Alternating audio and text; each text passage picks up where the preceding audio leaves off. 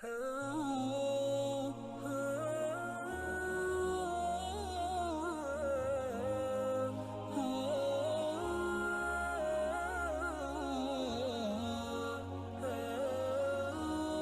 سے دشمن، بہت سے چور ہمارے آگے پیچھے چھپے رہیں گے جو ہماری ان دولتوں کو چرائیں گے۔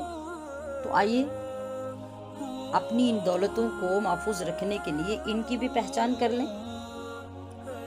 سب سے پہلا جو چور ہوگا وہ ہوگا ٹیلی ویژن۔ وہ کیا کرے گا؟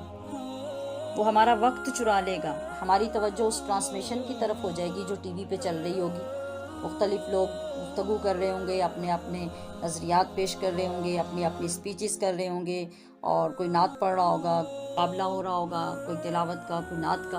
تو وہ سب اچھا ہی صحیح اور بہت جگہوں پہ اچھا ہی ہوگا، مگر یہ مہینہ خود اپنی زبان، اپنی باڈی، اپنے جسم کے ہر اعضاء کے ساتھ عبادت کرنے کا ہے۔ دوسرے نمبر پر کون سا چور ہمارے ساتھ رہے گا؟ Market, shopping. یہ دو چیزیں کیا کریں گی؟ یہ ہمارا پیسہ اور ہمارا وقت، یہ دونوں برباد کریں گے۔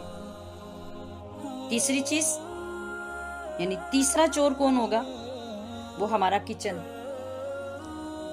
جو ہماری عبادتوں کو اور ان کی حلاوت کو چوری کرے گا۔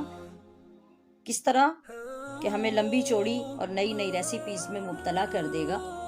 اور چوتھا انتہائی خطرناک چور، وہ ہمارا موبائل، انٹرنیٹ اور اس طرح کی دیگر چیزیں، جو وہ بھی کیا کریں گی؟ وہ بھی ہمیں انہی چیزوں میں مبتلا کر دیں گی جو بظاہر بری نہیں ہوں گی۔ رمضان میں ان کے اندر مبتلا ہو کے وقت ضائع کرنا مقصود نہیں ہوگا۔ پانچواں چور ہماری نیند۔ سارا دن سو کے گزارتے ہیں تو بظاہر تو دیکھنے سے نقصان نہیں لگتا، مگر وہ نیند ہماری نعمتیں چرا لیتی ہے۔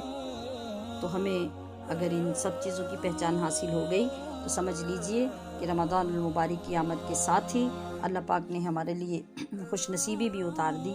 تو پھر خود کو بھی بتائیں، دنیا کو بھی بتائیں کہ مرحبا صلی علی، پھر آ گیا رمضان ہے، آ گیا رمضان ہے، ہاں آ گیا رمضان ہے۔